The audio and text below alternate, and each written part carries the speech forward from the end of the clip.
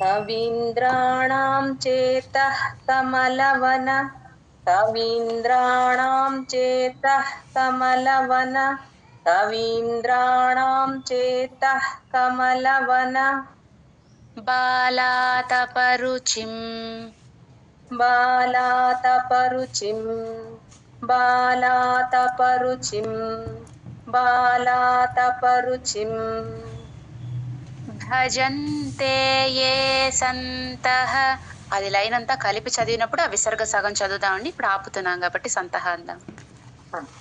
భజంతే ఏ సంతః భజంతే ఏ సంతః భజంతే ఏ సంతః కతిచిదరుణామేవ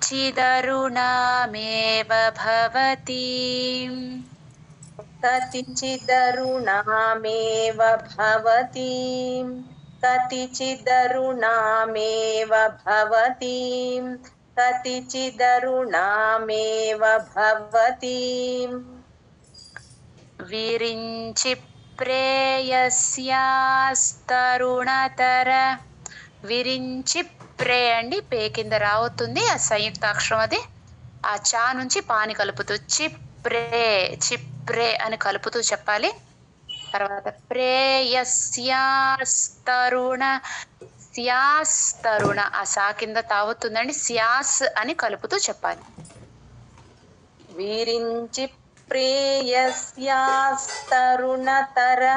విరించి ప్రేయస్యాస్తరుణతర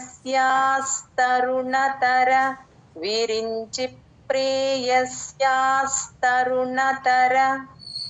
శృంగారలహరి. అది మెలక షా అండి. ఇంగ్లీష్లో SH లాగా చెప్పాలి, షా అని చెప్పాలి. ముద్దగా షా లాగా పలకూడదు. ఆ షా షష్ఠిలో షా వచ్చినప్పుడు నాలుక మడత పెట్టి చెప్తాము. దీని దగ్గరకు వచ్చినప్పుడు నాలుక మడత పెట్టకుండా చా, చందమామలో చా అనే అక్షరానికి దగ్గరగా వినపడాలి. ఇంగ్లీష్ ఆల్ఫాబెట్స్ ప్రకారం SH లాగా పలకాలి. శృంగార మెలక షా కింద రుత్వం ఉందండి.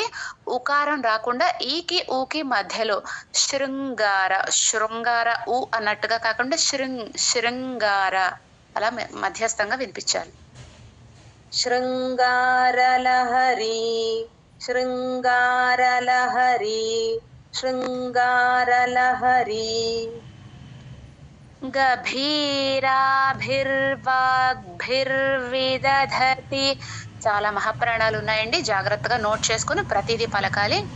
గభీ ఆ భీ ఉంది, రాభి ఆ భీ ఉంది, గభీరాభిర్ వాగ్భి అక్కడ కూడా ఒత్తు భా ఉంది.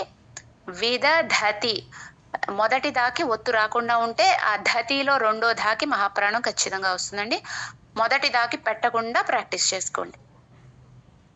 గభీరాభిర్వాగ్భిర్విదధతి గభీరాభిర్వాగ్భిర్విదధతి గభీరాభిర్వాగ్భిర్విదధతి సతాం రంజనమమి సతాం రంజనమమి సతాం రంజనమమి సతాం రంజనమమి కవీంద్రాణాం చేతః కమలవన బాలాతపరుచిం.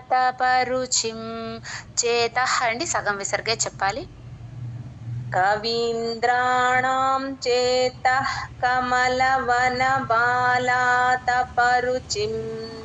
కవీంద్రాణాం చేతః ఆ వీకి దీర్ఘం సరిపోవట్లేదండి, కవీంద్రాణం లాగా వస్తుంది. వీ దీర్ఘం పలికితున్నా ఇంకొంచెం టైం పడుతుంది. కవీంద్రాణాం చేతః కమలవన బాలాతపరుచిం కవీంద్రాణాం చేతః కమలవన బాలాతపరుచిం కవీంద్రాణాం చేతః కమలవన బాలాతపరుచిం భజంతే యే సంతః కతిచిదరుణామేవ భవతి. ఇది అన్ని లైన్స్ కూడా మనం లాస్ట్ వీక్ అనుకున్నట్టేనండి. ఆపకుండా మొత్తం లైన్ అంతా చదవటానికి ఎక్కువ ప్రాక్టీస్ చేయడానికి చూడండి అమ్మా. వీలు కాని వాళ్ళు మాత్రం ఆపి చదవండి. ప్రాక్టీస్ చేయగా చేయగా మొత్తం లైన్ అంతా కలిపి చదవటం వస్తుంది. ఇక్కడ భజంతే ఏ సంతః కతిచిదరుణ, ఆ కాకి ముందు విసర్గ కాబట్టి సగం విసర్గ పలకండి. భజంతే ఏ సంతః కతిచిదరుణామేవ భవతీం. భజంతే ఏ సంతః కతిచిదరుణామేవ భవతీం. భజంతే ఏ సంతః కతిచిదరుణామేవ భవతీం. విరించి ప్రేయస్యాస్తరుణతర శృంగారలహరీ. విరించి ప్రేయస్యాస్తరుణతర శృంగారలహరీ. విరించి ప్రేయస్యాస్తరుణతర శృంగారలహరీ. విరించి ప్రేయస్యాస్తరుణతర శృంగారలహరీ. గభీరాభిర్వాగ్భిర్విదధతి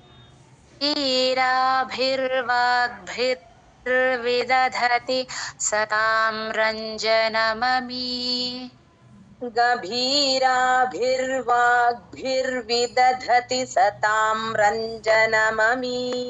గభీరాభిర్వాగ్భిర్విదధతి సతాం రంజనమమీ. గభీరాభిర్వాగ్భిర్విదధతి సతాం రంజనమమీ. కవీంద్రాణాం చేతః కమలవన బాలాతపరుచిం. భజంతే ఏ సంతః కతిచిదరుణామేవ భవతీం. విరించి ప్రేయస్యాస్తరుణతర శృంగారలహరీ. గభీరాభిర్వాగ్భిర్విదధతి సతాం రంజనమమీ. కవీంద్రాణాం చేతః కమలవనబాలాతపరుచిం. భజంతే ఏ సంతః కతిచిదరుణామేవ భవతీం. విరించి ప్రేయస్యాస్తరుణతర శృంగారలహరీ. గభీరాభిర్వాగ్భిర్విదధతి సతాం రంజనమమీ. కవీంద్రాణాం చేతః కమలవనబాలాతపరుచిం. భజంతే ఏ సంతః కతిచిదరుణామేవ భవతీం. విరించి ప్రేయస్యాస్తరుణతర శృంగారలహరీ. గభీరాభిర్వాగ్భిర్విదధతి సతాం రంజనమమీ. కవీంద్రాణాం చేతః కమలవన బాలాతపరుచిం. భజంతే ఏ సంతః కతిచిదరుణామేవ భవతీం. విరించి ప్రేయస్యాస్తరుణతర శృంగారలహరీ. గభీరాభిర్వాగ్భిర్విదధతి సతాం రంజనమమీ. కవీంద్రాణాం చేతః కమలవనబాలాతపరుచిం. భజంతే ఏ సంతః కతిచిదరుణామేవ భవతీం. విరించి ప్రేయస్యాస్తరుణతర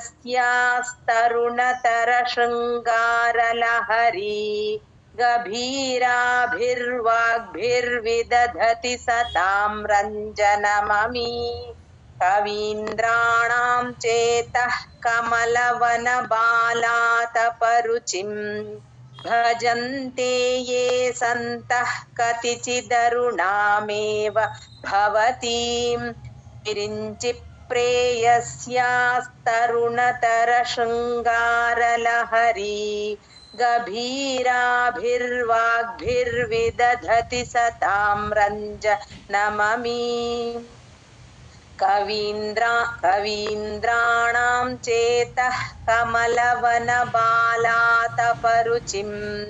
भजन्ते ये सन्तः कतिचिदरुणामेव भवतीं विरिञ्चि प्रेयस्यास्तरुणतरशृङ्गारलहरी गभीराभिर्वाग्भिर्विदधति सतां रञ्जनममी कवीन्द्राणां चेतः कमलवनबालातपरुचिं भजन्ते ये सन्तः कतिचिदरुणामेव भवतीं विरिञ्चि प्रेयस्यास्तरुणतरशृङ्गारलहरी गभीराभिर्वाग्भिर्विदधति सतां रञ्जनममी।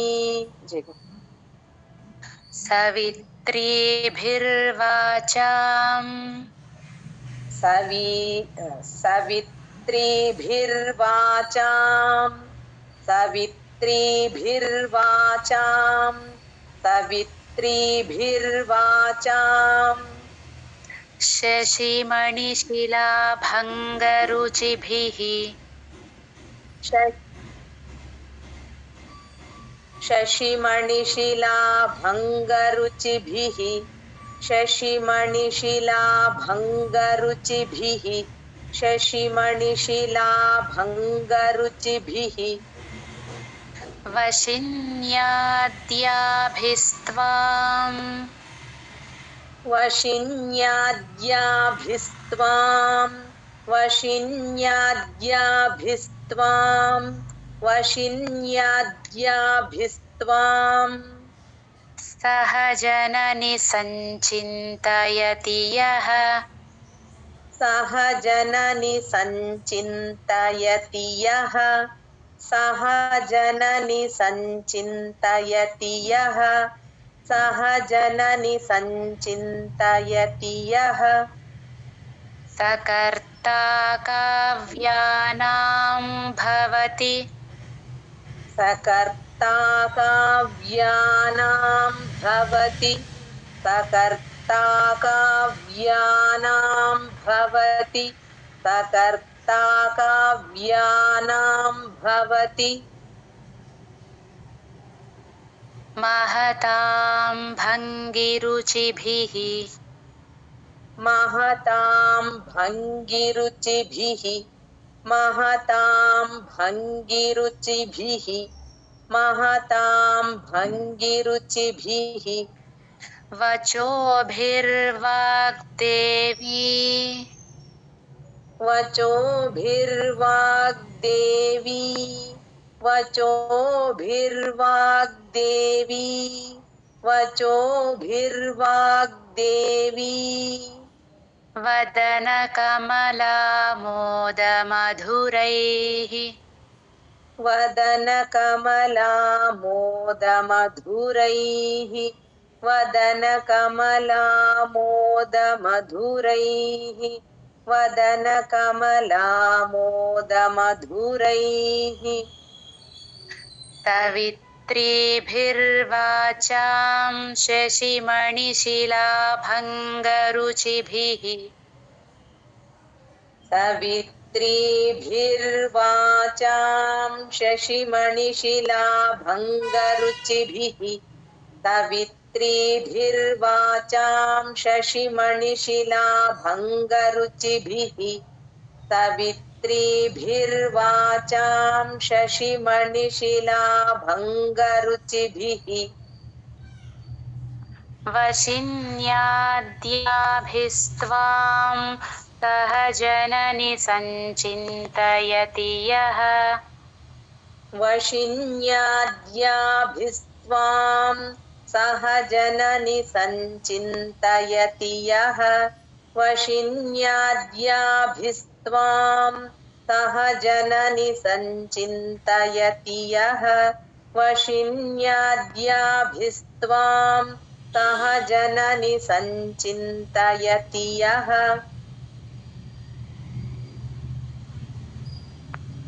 सकर्ता काव्यानां भवति महतां भङ्गिरुचिभिः सकर्ता काव्यानां भवति महतां भङ्गिरुचिभिः सकर्ता काव्यानां भवति महतां भङ्गिरुचिभिः सकर्ता काव्यानां भवति महतां भङ्गिरुचिभिः वचोभिर्वाग्देवी वदनकमलमोदमधुरैः वचोभिर्वाग्देवी वदनकमलामोदमधुरैः वचोभिर्वाग्देवी वदनकमलामोदमधुरैः वचोभिर्वाग्देवी वदनकमलामोदमधुरैः सवित्रीभिर्वाचां शशिमणिशिलाभङ्गरुचिभिः वशिन्याद्याभिस्त्वां सहजननि सञ्चिन्तयति यः सकर्ता काव्यानां भवति महतां भङ्गिरुचिभिः वचोभिर्वाग्देवी वदनकमलमोदमधुरैः सवित्रीर्वाचां शशिमणिशिलाभङ्गरुचिभिः वशिन्याद्याभिस्त्वां सहजननि सञ्चिन्तयति यः सकर्ता काव्यानां भवति महतां भङ्गिरुचिभिः वचोभिर्वाग्देवी वदनकमलामोदमधुरैः सवित्रीभिर्वाचां शशिमणिशिलाभङ्गरुचिभिः वशिन्याद्याभिस्त्वां सहजननि सञ्चिन्तयति यः सकर्ता काव्यानां भवति महतां भङ्गिरुचिभिः वचोभिर्वाग्देवी वदनकमलामोदमधुरैः सवित्रीभिर्वाचां शशिमणिशिलाभङ्गरुचिभिः वशिन्याद्याभिस्त्वां सहजननि सञ्चिन्तयति यः सकर्ता काव्यानां भवति महतां भङ्गिरुचिभिः वचोभिर्वाग्देवी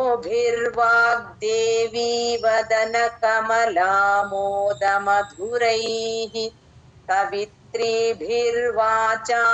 शशिमणिशिलाभङ्गरुचिभिः वशिन्याद्याभिस्त्वां सहजननि सञ्चिन्तयति यः सकर्ता काव्यानां भवति महतां भङ्गिरुचिभिः वचोभिर्वाग्देवी वदनकमलामोदमधुरैः सवित्रीभिर्वाचां शशिमणिशिलाभङ्गरुचिभिः वशिन्याद्याभिस्त्वां सहजननि सञ्चिन्तयति यः सकर्ता काव्यानां भवति महतां भङ्गिरुचिभिः वचोभिर्वाग्देवी वदनकमलामोदमधुरैः सवित्रीभिर्वाचां शशिमणिशिलाभङ्गरुचिभिः वशिन्याद्याभिस्त्वां सहजननि सञ्चिन्तयति यः सकर्ता काव्यानां भवति महतां भङ्गिरुचिभिः वचोभिर्वाग्देवी वदनकमलामोदमधुरैः सवित्रीभिर्वाचां शशिमणिशिलाभङ्गरुचिभिः वशिन्याद्याभिस्त्वां सहजननि सञ्चिन्तयति यः सकर्ता काव्यानां भवति महतां भङ्गिरुचिभिः वचोभिर्वाग्देवी वदनकमलामोदमधुरैः జై గురుదత్తమ్మ. తనుఛాయాభిస్తే తనుఛాయాభిస్తే తనుఛాయాభిస్తే తనుఛాయాభిస్తే తరుణతరణిశ్రీసరణిభిః. ఆ శ్రీ అండి మెలకషా కింద రావుతుంది, అది సంయుక్తాక్షరం, అందుకని తరుణ తరణిశ్రీ నిశ్రీ అని స్ట్రెస్ ఇస్తూ ఆణాతో కలుపుతూ చెప్పాలి.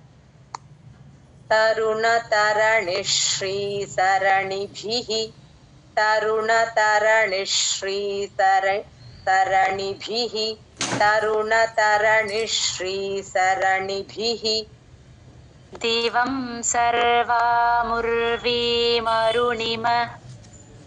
దివం సర్వాముర్వీమరుణిమ దివం సర్వాముర్వీమరుణిమ దివం సర్వాముర్వీమరుణిమ నిమగ్నాం స్మరతి యః నిమగ్నాం స్మరతి యః నిమగ్నాం స్మరతి యః నిమగ్నాం స్మరతి యః భవంత్యస్యత్రస్యత్వనహరిణ. ఇక్కడ భవంత్యస్య తర్వాత త్రస్య తా కింద రావుతండి, సంయుక్తాక్షరం స్యాతో ముందు స్యాతో కలుపుతూ చెప్పాలి. భవంత్యస్యత్రస్య. అర్థమైంది అనుకుంటండి, మళ్ళీ రిపీట్ చేస్తాను. భవంత్యస్యత్రస్య ఆ ముందు ఉన్న స్యాతో ఆ త్రాని కలుపుతూ చెప్పాలి. అన్ని ఈ సంయుక్తాక్షరాలన్నీ కూడా ముందక్షరాలతో కలుపుతూ చెప్పాలండి. వరుసగా అన్నీ ఉన్నాయి, ప్రతిదీ స్ట్రెస్ ఇచ్చుకుంటూ చెప్పాలి. భవంత్యస్యత్రస్యత్వనహరిణ భవంత్యస్యత్రస్యద్వనహరిణ భవంత్యస్యత్రస్యద్వనహరిణ భవంత్యస్యత్రస్యద్వనహరిణ శాలీననయనాః శాలీననయనాః శాలీనయనాః శాలీననయనాః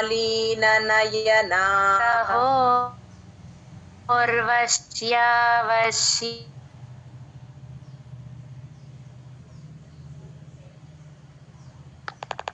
యాః సహోయావశ్యాః సహోర్వశ్యావశ్యాః కతి కతిన గీర్వాణగణికాః కతి కతిన గీర్వాణగణికాః కతి కతిన గీర్వాణగణికాః కతి కతిన గీర్వాణగణికాః తనుఛాయాభిస్తే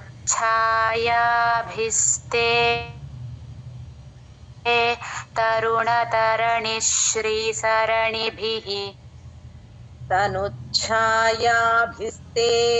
తరుణతరణిశ్రీసరణిభిః తనుఛాయ ట్యూన్ చేంజ్ అవుతోందండి, సెకండ్ లైన్ లో లా చెప్తున్నారు. తరుణతరణిశ్రీసరణిభిః తరుణతరణిశ్రీసరణిభిః తనుఛాయాభిస్తే మ్యామ్ ఇంకొకసారి చెప్పరా మ్యామ్. తరుణతరణిశ్రీసరణిభిః తనుఛాయాభిస్తే తరుణతరణిశ్రీసరణిభిః తనుఛాయాభిస్తే తరుణతరణిశ్రీసరణిభిః తనుఛాయాభిస్తే తరుణతరణిశ్రీసరణిభిః దివం సర్వాముర్వీమరుణిమ నిమగ్నాం స్మరతి యః దివం సర్వాముర్వీమరుణిమ నిమగ్నాం స్మరతి యః దివం సర్వాముర్వీమరుణిమ నిమగ్నాం స్మరతి యః दिवं सर्वामुर्वीमरुणिमनिमग्नां स्मरति यः भवन्त्यस्यत्रस्यध्वनहरिणशालीननयनाः भवन्त्यस्यत्रस्यध्वनहरिणशालीननयनाः भवन्त्यस्यत्रस्यध्वनहरिणशालीननयनाः भवन्त्यस्यत्रस्यध्वनहरिणशालीननयनाः सहोर्वश्यावश्याः కతి కతిన గీర్వాణగణికాః. ఇందాక ఇది లైన్ సగం చదివినప్పుడు వశ్యాహ విసర్గ పూర్తిగా చెప్పుకున్నామండి. లైన్ అంతా కలిపి చదవగలిగిన వాళ్ళు దాని సగమే చెప్పండి. కా ముందు విసర్గ వశ్యాహ్ కతి కతి, వశ్యాహ్ కతి, హాఫ్ విసర్గ చెప్పుకోండి. सहोर्वश्यावश्याः कति कतिन गीर्वाणगणिकाः सहोर्वश्यावश्याः कति कतिन गीर्वाणगणिकाः सहोर्वश्यावश्याः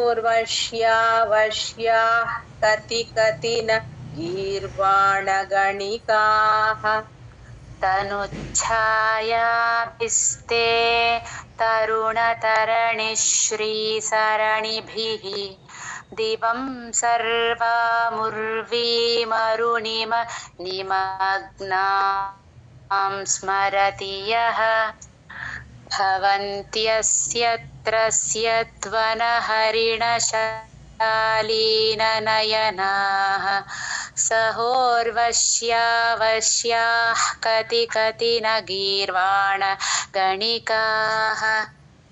तनुच्छायाभिस्ते तरुणतरणिश्रीतरणिभिः दिवं सर्वामुर्वीमरुणिमनिमग्नां स्मरति यः भवन्त्यस्यत्रस्यध्वनहरिणशालीननयनाः सहोर्वश्यावश्याः कति कतिन गीर्वाणगणिकाः तनुच्छायाभिस्ते तरुणतरणिश्रीतरणिभिः दिवं सर्वामुर्वीमरुणिमनिमग्नां स्मरति यः भवन्त्यस्यत्रस्यध्वनहरिणशालीननयनाः सहोर्वश्यावश्याः कति कतिन गीर्वाणगणिकाः तनुच्छायाभिस्ते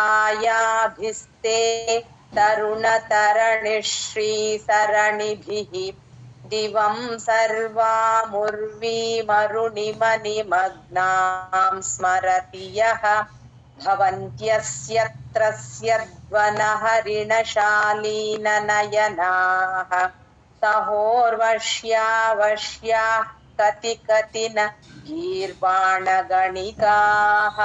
तनुच्छायाभिस्ते तरुणतरणिश्रीसरणिभिः दिवं सर्वामुर्वीमरुणिमनिमग्नां स्मरति यः भवन्त्यस्यत्रस्यध्वनहरिणशालीननयनाः सहोर्वश्यावश्याः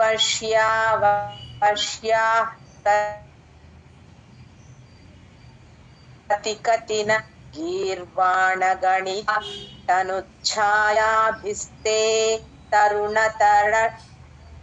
तनुच्छायाभिस्ते तरुणतरणिश्रीसरणिभिः दिवं सर्वामुर्वीमरुणिमनिमग्नां स्मरति यः भवन्त्यस्यत्रस्यध्वनहरिणशालीननयनाः सहोर्वश्यावश्याः कति कतिन गीर्वाणगणिकाः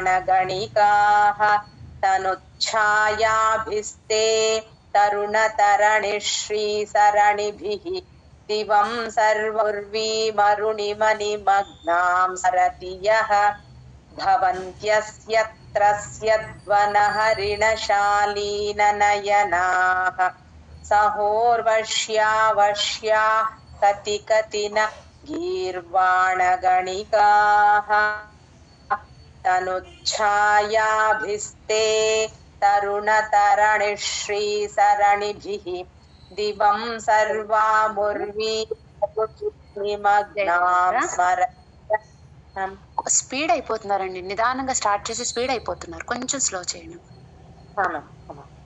तनुच्छायाभिस्ते तरुणतरणिश्रीसरणिभिः दिवं सर्वामुर्वी मरुणिमनिमग्नां स्मरय. ముర్వి తర్వాత ఆపద్దండి, అరుణిమ అమ్మ తర్వాత ఆపండి. दिवं सर्वामुर्वी मरुणिमनिमग्नां स्मरति यः भवन्त्यस्यत्रस्यद्वनहरिणशालीननयनाः सहोर्वश्या कति कतिन गीर्वाणगणिकाः. జయగుదత్త అండి, ఎవరైనా చదువుతారా అండి?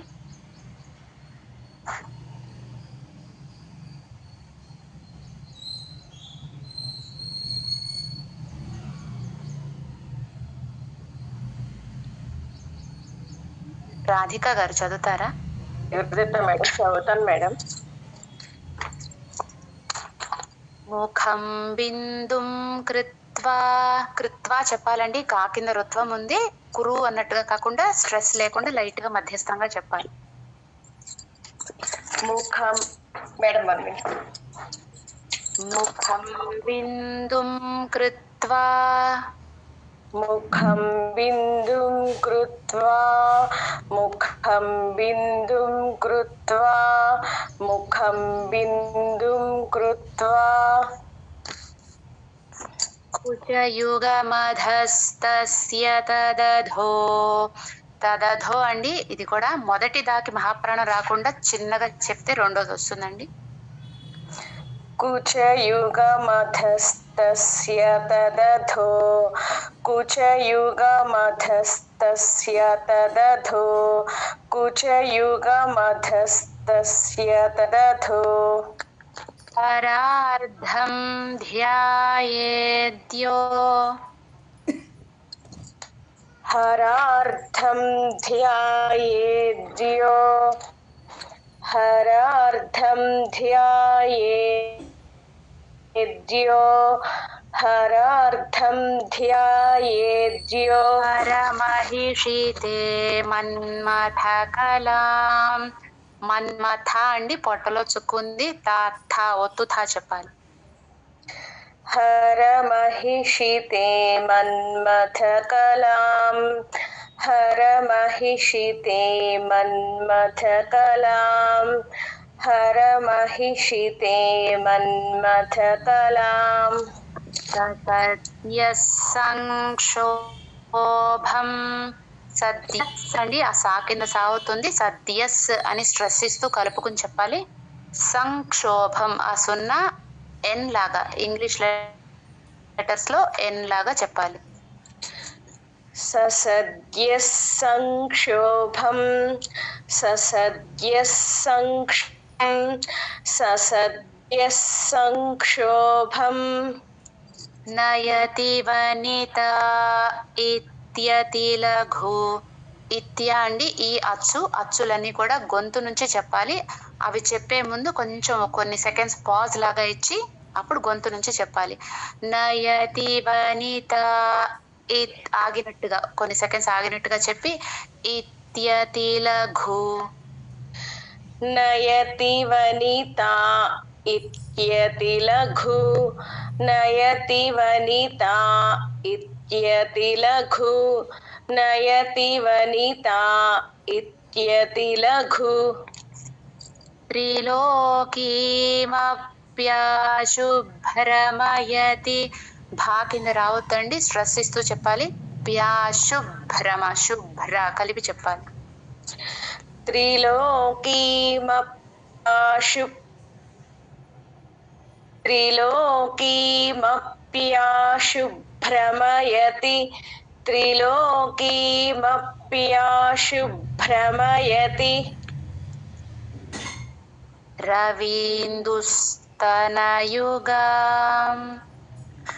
रवीन्दुस्तनयुगाम् रवीन्दुस्तनयुगां रवीन्दुस्तनयुगां रवीन्दुस्तनयुगां मुखं बिन्दुं कृत्वा कुचयुगमधस्तस्य तदधो मुखं बिन्दुं कृत्वा कुचयुगमधस्तस्य तदधो मुखं बिन्दुं कृत्वा మ్యామ్ ట్యూన్ కొంచెం చేంజ్ అవుతోందండి. సెకండ్ లైన్ లాగా చెప్తున్నారు. Okay ma'am. కుచయుగమధస్తస్య తదధో ముఖం బిందుం కృత్వా కుచయుగమధస్తస్య తదధో. మ్యామ్ ఓకేనా మ్యామ్ ఇప్పుడు? లేదండి, కొంచెం అలానే ఉంటుంది. కుచయుగమధస్తస్య తదధో కుచయుగమధస్తస్య తదధో. ఒకసారి మళ్ళీ మొత్తం చదువుతాను మేడం. ముఖం బిందుం కృత్వా కుచయుగమధస్తస్య తదధో ముఖం. అలానే వస్తుందా మేడం? అలానే వస్తుందండి. వేరే వాళ్ళతో చేస్తానండి. కొంచెం ఫస్ట్ లైన్ రావాలి ట్యూన్, మిగిలింది బాగానే ఉంది. Okay ma'am. Okay ma'am. జరుగుతుంది. జయ గురు. శ్రావణి గారు. జయ గురుదత్త మ్యామ్. జయ గురుదత్త. ఆ లైన్ చదువుతారా? మ్యామ్. ముఖం బిందుం కృత్వా కుచయుగమధస్తస్య తదధో ముఖం బిందుం కృత్వా కుచయుగమధస్తస్య తదధో ముఖం బిందుం కృత్వా కుచయుగమధస్తస్య తదధో హరార్ధం ధ్యాయేత్యో హరమహిషితే మన్మథకలాం. హరార్ధం ధ్యాయేద్యో హరమహిషితే మన్మథకలాం. హరార్ధం ధ్యాయేద్యో హరమహిషితే మన్మథకలాం.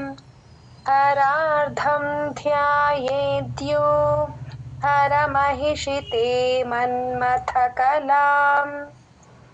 ససద్యః సంక్షోభం నయతి వనితా ఇత్యతిలఘు. ససద్యః సంక్షోభం నయతి వనితా ఇత్యతిలఘు. ససద్యః సంక్షోభం నయతి వనితా ఇత్యతిలఘు.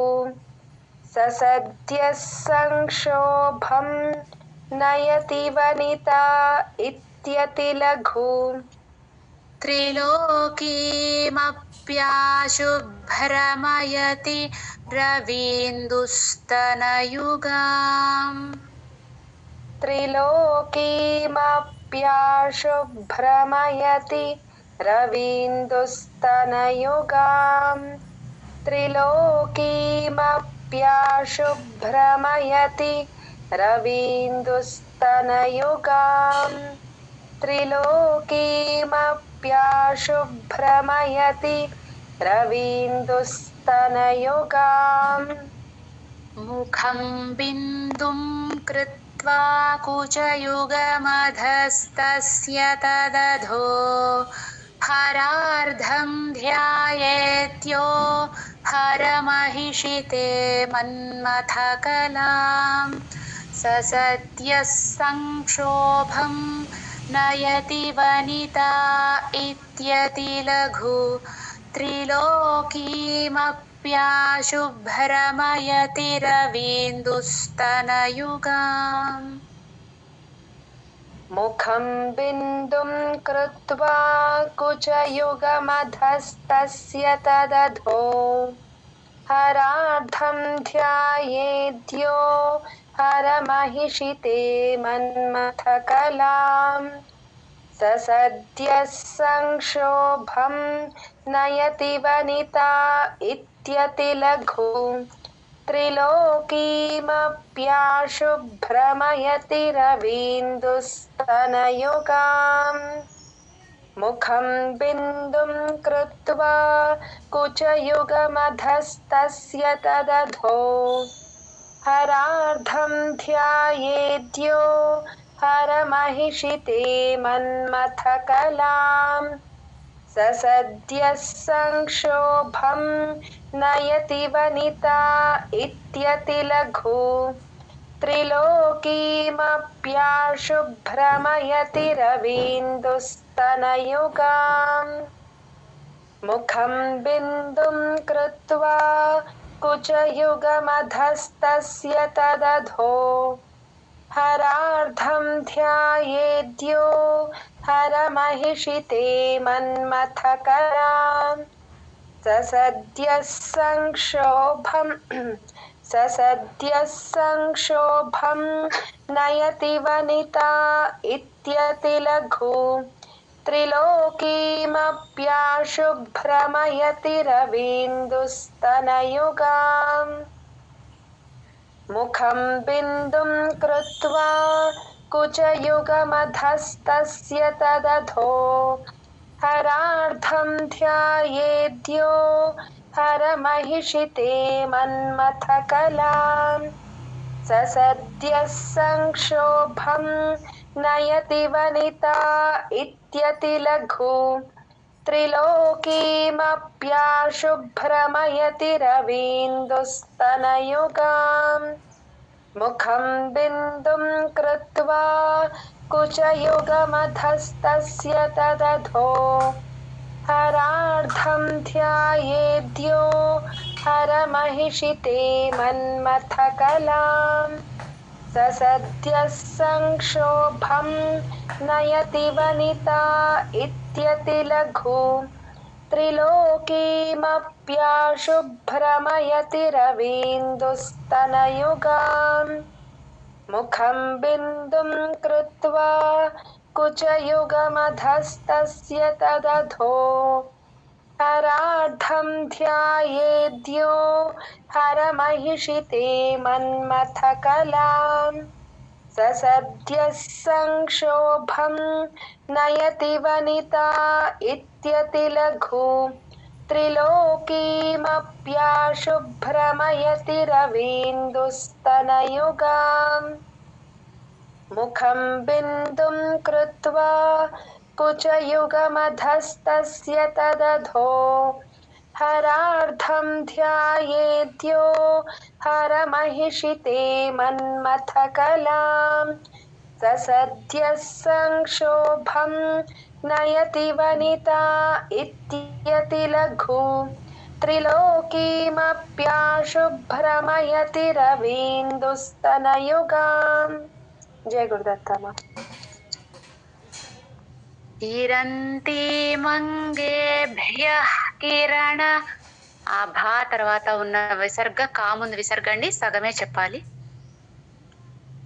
किरन्ति मंगेभ्यः किरणनि सॉरी मैम किरन्ति मंगेभ्यः किरण किरन्ति मंगेभ्यः किरण किरन्ति मंगेभ्यः किरण నికురుంబామృతరసం మా కింద ఋత్వం అండి, స్ట్రెస్ రాకుండా నికురుంబామృత బామృత బామ్ అని అమా కలవకుండా బామృత తేలిగ్గా చెప్పాలి. निकुरुम्बामृतरसं निकुरुम्बामृतरसं निकुरुम्बामृतरसं హృది త్వామాధత్తే హృది చెప్పాలండి, హృది లాగా ఉకారం రాకుండా చెప్పాలి. हृदि त्वामाधत्ते हृदि त्वामाधत्ते हृदि त्वामाधत्ते हिमकरशिलामूर्तिविवयः हिमकरशिलामूर्तिमिवयः हिमकरशिलामूर्तिमिवयः हिमकरशिलामूर्तिमिव यः ससर्पाणां दर्पं शमयति ससर्पाणां दर्पं शमयति ससर्पाणां दर्पं शमयति ससर्पाणां दर्पं शमयति दर्पं शमयति दर्पं शमयति శకుంతాధిప ఇవ ఇవ అండి ఈ అచ్చు వచ్చింది మళ్ళీ శకుంతాధిప అని కొన్ని సెకండ్స్ పాజ్ లాగా ఇచ్చి ఇవ ఈ గొంతు నుంచి చెప్పాలి शकुन्ताधिप इव शकुन्ताधिप इव शकुन्ताधिप इव జ్వరప్లుష్టాన్ దృష్ట్యా సుఖయతి జ్వరప్లు అండి ఆ ప్లు పూ కింద లావుతుంది సంయుక్తాక్షరం కదా జ్వరప్ రప్ అని ఆ రాతో కలుపుతూ చెప్పాలి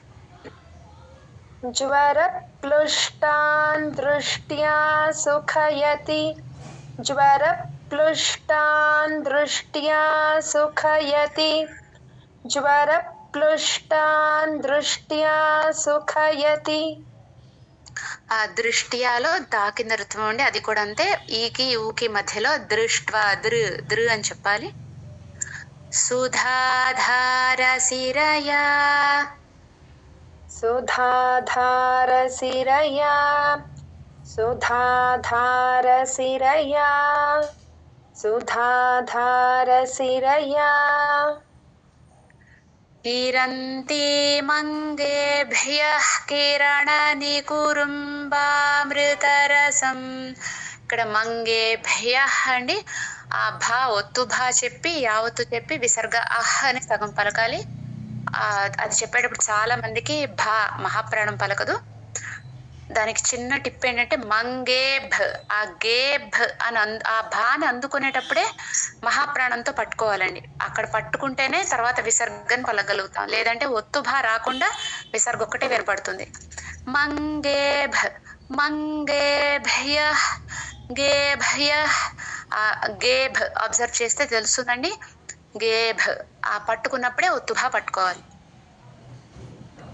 किरन्ति मङ्गेभ्यः किरणनिकुरुम्बामृतरसम् किरन्ति मङ्गेभ्यः किरणनिकुरुम्बामृतरसम् किरन्ति मङ्गेभ्यः किरणनिकुरुम्बामृतरसम् हृदि त्वामाधत्ते हिमकरशिलामूर्तिमिव यः हृदि त्वामाधत्ते हिमकरशिलामूर्तिमिव यः हृदि त्वामाधत्ते हिमकरशिलामूर्तिमिव यः हृदि त्वामाधत्ते हिमकरशिलामूर्तिमिव यः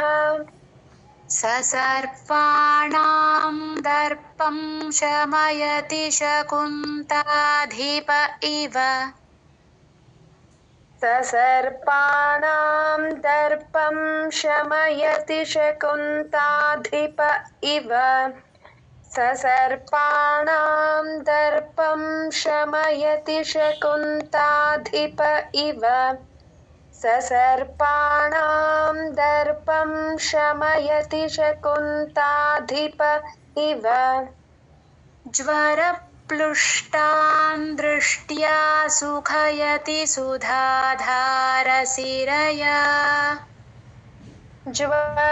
ज्वरप्लुष्टान् दृष्ट्या सुखयति सुधाधारशिरया ज्वरप्लुष्टान् दृष्ट्या सुखयति सुधाधारशिरया ज्वरप्लुष्टान् दृष्ट्या सुखयति सुधाधा దృష్ట్యా దీర్ఘం కొంచెం తగ్గించవచ్చండి దృష్ట్యా సుఖయతి ज्वरप्लुष्टान् दृष्ट्या सुखयति सुधाधारसिरया ज्वरप्लुष्टान् दृष्ट्या सुखयति सुधाधारसिरया ज्वरप्लुष्टान् दृष्ट्या सुखयति सुधाधारसिरया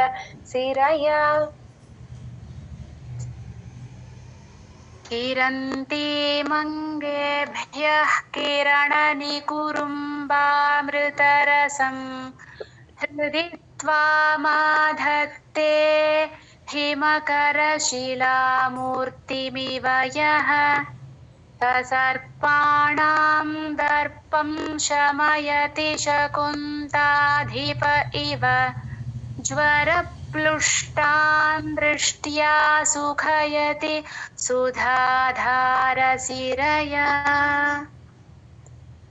किरन्तीमङ्गेभ्यः किरणनिकुरुम्बामृतरसं हृदि त्वामाधत्ते हिमकरशिलामूर्तिमिव यः सर्पाणां दर्पं शमयति शकुन्ताधिप इव ज्वरप्लुष्टान् दृष्ट्या सुखयति सुधाधारसिरया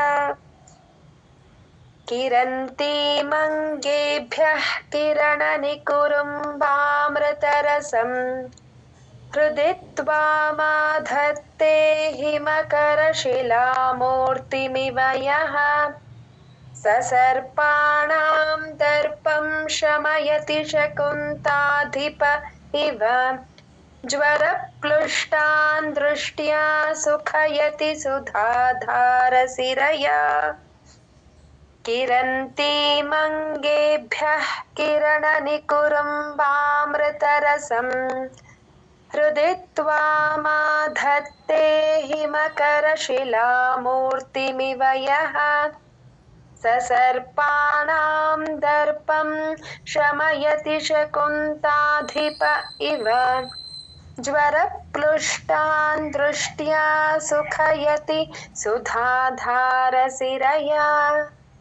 किरन्तीमङ्गेभ्यः किरणनिकुरुम्बामृतरसं हृदि त्वामाधत्ते हिमकरशिलामूर्तिमिव यः सर्पाणां दर्पं शमयति शकुन्ताधिप इव ज्वरप्लुष्टान् दृष्ट्या सुखयति सुधाधारसिरया किरन्तीमङ्गेभ्यः किरणनिकुरुम्बामृतरसं हृदि त्वामाधत्ते हिमकरशिलामूर्तिमिव यः सर्पाणां दर्पं शमयति शकुन्ताधिप इव ज्वरप्लुष्टान् दृष्ट्या सुखयति सुधाधारसिरया किरन्तीमङ्गेभ्यः